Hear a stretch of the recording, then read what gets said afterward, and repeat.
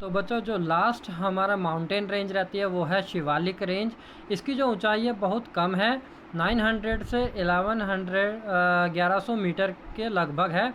और यह जो मुख्यतः पाई जाती है पंजाब और हिमाचल के बॉर्डर पर। पहले जो है पंजाब का बॉर्डर हिमाचल के अंदर होता था, कांगड़ा डिस्ट्रिक्ट में और ऊना डिस्ट्रिक्ट में इसकी रेखाएं होती थी। लेकिन उसके बाद रीऑर्गेनाइजेशन ऑफ पंजाब हुआ, तब जो है ये शिवालिक रेंज को डिवाइडिंग रेंज बोल दिया गया। इसके इस साइड वाला हिस्सा पंजाब को दे दिया गया और दूसरी साइड वाला हिस्सा हिमाचल के साइड आ गया। तो शिवालिक रेंज की यह इम्पोर्टेंस है। और जो है यह सेडिमेंट से बनी हुई है और इसमें ग्रेवाल और एलुवियम के डिपॉजिट मिलते हैं। यहाँ पर जो है शिवालिक हिमालय और जो हमारा हिमाचल हिमालय, दोनों के बीच में घाटियाँ जो पाई जाती है उनका नाम है दून्स। कुछ पॉपुलर दून्स आप लोगों ने सुने होंगे, जैसे कि देहरादून, पाटली दून और कोटली दून। तो इस तरह के दून जो है यहाँ पे पाए जाते हैं। जो सेकंड हमारी स्थलाकृति है उसका नाम है the northern plane of India. ये देखिए बच्चों, आपके सामने यह खाने की थाली रखी है। इसमें आपको राइस भी दिख रहे हैं, इसमें आपको व्हीट भी दिख रहा है, चपाती बनी है उससे, और सब्जियां भी दिख रही हैं। आपको पता है कि ये जो हमारे स्टेपल फूड है, ये चाहे वो राइस है चाहे व्हीट है, वो कहाँ से मिलते हैं हमें? तो ये व्हीट और राइस जो है मुख्यतः हमें मिलते हैं मैदानों से। इसी मैदानों के बारे में हम अब डिटेल से पढ़ेंगे। तो सबसे पहले हम इनकी लोकेशन देखते हैं कि ये कहाँ पर मिलते हैं हमें। तो हम देखते हैं कि जो ये नदर्न प्लेन है ये वेस्ट साइड में राजस्थान से जुड़े हुए हैं। नॉर्थ में जो शिवालिक रेंज है इसके नीचे हैं, और फिर यहाँ से ये गंगा प्लेन से होते हुए ब्रह्मपुत्र वाला एरिया में भी ये सारे के सारे प्लेन जो है वो पाए जाते हैं। ये प्लेन जो है मैदानी इलाके ने मुख्यतः हम 3 भागों में बांटते हैं। दूसरा जो मैदानी इलाका है वो है गंगा प्लेन।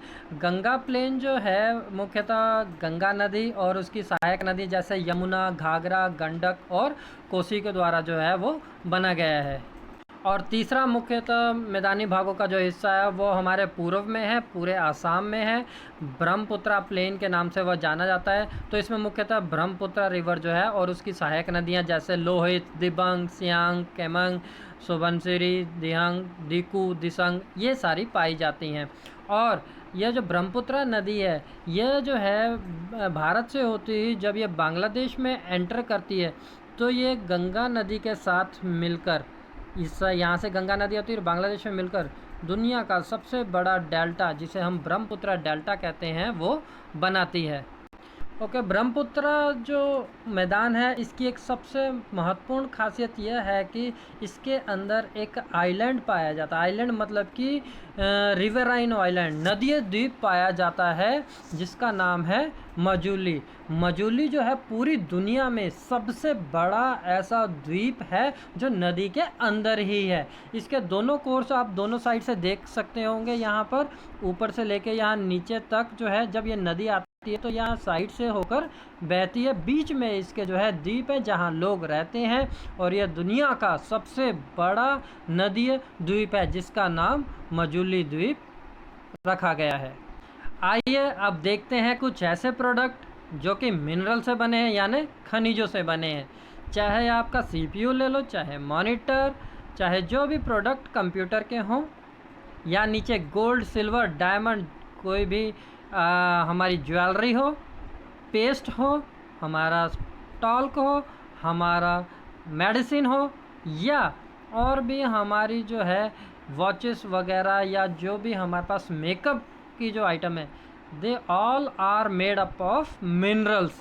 तो अब जो अगले हम कैटेगरी पढ़ने जा रहे हैं, जो थर्ड और मेन पार्ट है हमारे स्थलाकृतियों का, वो है पेनिनसुला प्लेटू के बारे में, जिसे हम कहते हैं प्रायद्वीपीय पठार। ये है पेनिनसुला प्लेटू जिसे हमने पढ़ना है अभी। सबसे पहले तो हम देखेंगे कि यह किस प्रकार से बना हुआ है। तो जैसे कि आरंभ में ही इस चैप्टर के बताया गया था कि जो हमारी अर्थ ये सुपर कॉन्टिनेंट था, उसके उत्तर वाले हिस्से को अंगारा लैंड और दक्षिण वाले हिस्से को गोंडवाना लैंड कहते थे। जब कुछ हलचलों के कारण ये प्लेटें आपस में टूट गई तो गोंडवाना लैंड का भाग धीरे धीरे, ये देखिए आप इस वीडियो में, इस यहाँ पिक्चर में, यहाँ से इंडिया का ये पार्ट था जो इक्वेटर के, यह इक्वेटर है, भूमध्य रेखा इसके साउथ में हुआ करता था, धीरे धीरे खिसकता खिसकता आज ये प्रेजेंट जो है एरिया में पहुंच चुका है, जो आज की हमारी 8 डिग्री 4 मिनट उत्तरी अक्षांश है, यहाँ पर स्थित है। तो जो सबसे पुराना ओल्डेस्ट लैंडमास हम इस पेनिनसुला प्लेटू को कहते हैं।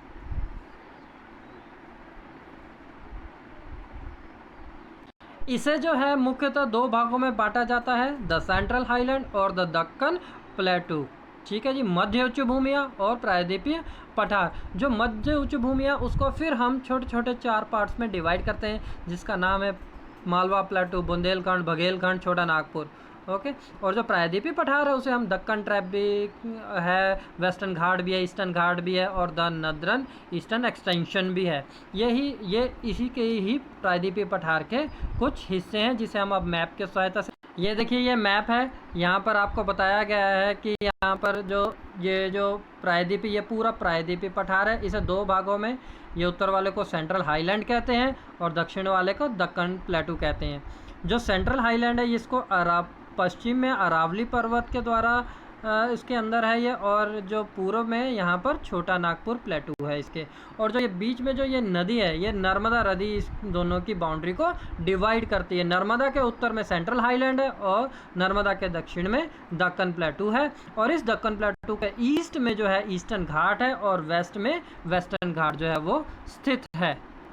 तो आइए देखते हैं अब ईस्टर्न घाट कहाँ पर स्थित है।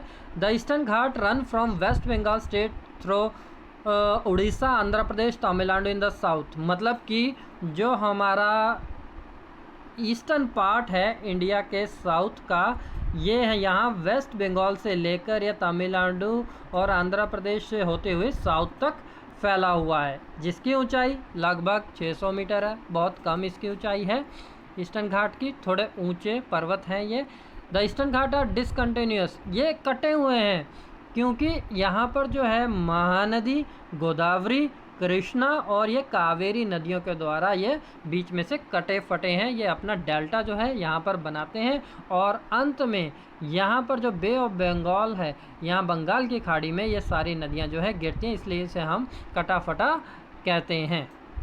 उसी तरह जो ये वेस्टर्न घाट है हमारा, ये कंटिन्यूस है लगभग गुजरात से लेकर साउथ में केरला तक, और इसकी जो सबसे ऊंची चोटी है वो है अनाईमुडी। अगर हम इसे बनाएंगे इस तरह से तो यहाँ पर गुजरात से लेकर ये साउथ तक, केरला तक फैला हुआ है, और अनाईमुडी की ऊंचाई जो है वो 2695 मीटर है। तो हम यहाँ कंपैरिजन कर सकते हैं कि जो वेस्टर्न घाट है वो थोड़े ऊंचे हैं, और जो ईस्टर्न घाट है उनकी हाइट जो है वो ऊंचाई थोड़ी कम है। ये रेगुलर है और ये कटे फटे हैं। इन्हें सिर्फ जो है घाटों के द्वारा ही पार किया जाता है, जैसे थाल घाट, भोर घाट और पाल घाट। लेकिन जो ईस्टर्न घाट है इन्हें नदियों के द्वारा काटा गया है, जिसमें महानदी, गोदावरी, कृष्णा और कावेरी नदी मुख्यतः आती हैं। नेक्स्ट जो हमारी कैटेगरी आती है वो आती है द इंडियन डेजर्ट, भारतीय मरुस्थल। यह मरुस्थल मुख्यतः भारत के पश्चिमी क्षेत्र में फैला हुआ है, जिसमें राजस्थान, गुजरात, कुछ हिस्सा पंजाब और हरियाणा का भी आता है। आप देख सकते हैं यहाँ पर जो है दूर दूर तक रेत ही रेत जो है हमें दिखाई पड़ती है। तो इसे हम थार डेजर्ट के नाम से भी जाने जाता है। ये सैंड और स्टोन से बना हुआ है, और जो है यहाँ पर बहुत ही कम वेजिटेबल पाई जाती है। मतलब कि यहाँ पर जो पेड़ पौधे हैं इनकी कमी है। क्यों कमी है? क्योंकि यहाँ पर वर्षा जो है बहुत ही कम पाई जाती है, इसलिए यहाँ पर पेड़ पौधों की भी बहुत कमी है। यहाँ पर जीव जंतु पाए जाते हैं, मुख्यतः रेंगने वाले कीड़े जो है वो पाए जाते हैं, सांप, छिपकली वगैरह यहाँ ज़्यादा होते हैं। और अगर हम वनस्पति में बात करें तो कैक्टस यानी कांटीले पेड़ यहाँ पे मुख्यतः पाए जाते हैं। इसके साथ साथ यहाँ आंधियाँ बहुत चलती हैं, जिससे कि यहाँ पर टीले बन जाते हैं, जिन्हें हम सैंड ड्यून्स कहते हैं। ये देखिए इस तरह क्रीसेंट शेप में जो पाए जाते हैं, इन्हें हम बरखान कहते हैं, जो मुख्यतः डेजर्ट एरिया में मिल जाते हैं। इसके बाद जो हमारी नेक्स्ट स्थलाकृति है वो है eastern coastal plain and western coastal plane. ये देखिए आप यहाँ पे ये ब्लैक जो है पट्टी बिछी हुई है ऊपर से लेकर नीचे तक, और ये वेस्ट में है, तो ये वेस्टर्न कोस्टल प्लेन है और ईस्टर्न कोस्टल प्लेन है। अगर हम इसके डिटेल के बारे में बात करेंगे तो मैं बता दूं, अगर ईस्टर्न कोस्टल प्लेन की बात करेंगे तो ईस्टर्न कोस्टल प्लेन जो है, जो पूर्वीय मैदान है, तटीय मैदान है, यह एक साइड से आपने सैंडविच देखा होगा। सैंडविच क्या है, दो ब्रेड को जोड़कर बनाया गया, उसके बीच में जो है हम कुछ ना कुछ, तो जो दो ब्रेड के बीच में हम जिस चीज़ को फिलअप करते हैं वो ही जो है कोस्टल प्लेन कहलाता है। क्योंकि कोस्टल प्लेन के जो, अगर हम बात करेंगे पूर्वी तटीय मैदान की, तो इसके पश्चिम में जो है पश्चिमी घाट है, और जो पूर्व है इसमें जो है बंगाल की खाड़ी स्थित है। तो दोनों के बीच में एज ए सैंडविच के रूप में जो है यह स्थित है। इसी तरह हम अगर वेस्टर्न कोस्टल प्लेन की बात करेंगे तो यह पश्चिमी घाट और अरब सागर के बीच में स्थित है। यह संकरा है, लेकिन जो पूर्वी घाट तटीय मैदान है यह बड़ा है। तो आइए सबसे पहले देखते हैं, the western coastal plain are characterize by numerous back water lagoon. Lagoon एक खारे पानी की झील होती है जो कि समुद्र से कटकर भूमि के भाग में आकर फैली हुई होती है। पानी जो है समुद्र का ही होता है, लेकिन वो किसी न किसी चैनल से वो सेपरेट होती है, एक बैरियर होता है बीच में जिससे वो रुकी होती है, तो वो झील का रूप ले लेती है। झील क्या है, पानी का वो भाग, गहरा भाग, भूमि का वो गहरा भाग जिसमें पानी भरा हुआ होता है। और the storm activity here is considerably less than on the eastern coastal plain. यहाँ पर जो है तूफ़ानी चक्रवात जो है वो कम आते हैं ईस्टर्न कोस्टल प्लेन के मुकाबले। तो ईस्टर्न कोस्टल प्लेन जो है वो नॉर्थ में वेस्ट बंगाल से लेकर साउथ में जो है, यहाँ वेस्ट बंगाल से लेकर साउथ में तमिलनाडु तक फैला हुआ है, और इसकी जो विड्थ है वो 100 से लेकर 130 किलोमीटर है। इसलिए हम कह सकते हैं कि यह अधिक चौड़ा है पश्चिमी तटीय मैदान की अपेक्षा। इसे दो भागों में बांटा जाता है। उत्तरी भाग को हम कहते हैं नदरन सरकार और दक्षिणी भाग को कहते हैं कोरोमंडल तट। जो अगली स्थलाकृति है वो है हमारे पास द्वीप समूह। द्वीप समूह मुख्यतः चारों ओर से पानी से घिरा हुआ वह क्षेत्र होता है जिसके ऊपर लोग रहते हैं या जिसके ऊपर वन्य या वनस्पतियाँ पाई जाती हैं। तो भारत के दक्षिणतम में बंगाल की खाड़ी में अंडमान निकोबार द्वीप समूह स्थित है, और अरब सागर में जो है लक्षद्वीप स्थित है। जैसे कि आप इस मैप में भी देख सकते हैं, यहाँ पर जो है यह हमारे अंडमान निकोबार द्वीप समूह है और यहाँ पर जो है ये लक्षद्वीप स्थित है। आइए इनके बारे में पढ़ते हैं। तो सबसे पहले देखते हैं कि अंडमान निकोबार द्वीप समूह के बारे में। यह साइज़ में बहुत बड़े हैं, लेकिन छोटे छोटे टुकड़ों में यह विभाजित है। इसकी जो है दो मुख्य कैटेगरी है। यह उत्तर में जो है अंडमान कहलाता है, और दक्षिण वाले द्वीप समूह, छोटे छोटे द्वीप मिलाकर निकोबार द्वीप कहलाते हैं। इनको जो डिवाइड करने वाली लाइन है इसे हम 10 डिग्री चैनल कहते हैं। और इंदिरा पॉइंट जो इनका दक्षिणतम बिंदु था, ये भारतीय उपमहाद्वीप का भी दक्षिणतम बिंदु था, जो कि सुनामी के कारण डिस्ट्रॉय हो गया, अब यह ख़त्म हो गया है। लक्षद्वीप जो है वो 36 कोरल आइलैंड यानी द्वीपों को मिलकर बना है, और इसकी फॉर्मेशन में सबसे अच्छी बात यह है कि यह एक प्रवाल भित्तियों के द्वारा, एक उनके जीव होते हैं उनके अवशेष के कारण, उनके अवशेष जो है कई सालों पहले बच गए थे, वो दबने के कारण, उसके कारण यह द्वीप समूह का निर्माण हुआ है। इसका कुल क्षेत्रफल सिर्फ 32 स्क्वायर किलोमीटर है, और ये छोटे छोटे द्वीपों से बना है। एटॉल है सर्कुलर और horse shoe shape coral reef, यह हॉर्स के पंजे की तरह भी दिखाई पड़ता है, जो कि अरब सागर में स्थित है। तो अंत में बच्चों हम यही आपसे आशा करते हैं कि यह आपको चैप्टर समझ आया होगा। वर्कशीट में दिए गए कार्य को पूरा करिए और मानचित्र भी भरिए, क्योंकि जो ये सारी स्थलाकृतियाँ हैं भारत की, यह आपस में एक दूसरे से जुड़ी हुई हैं, जैसे एक दूसरे के ऊपर आत्मनिर्भर भी हैं।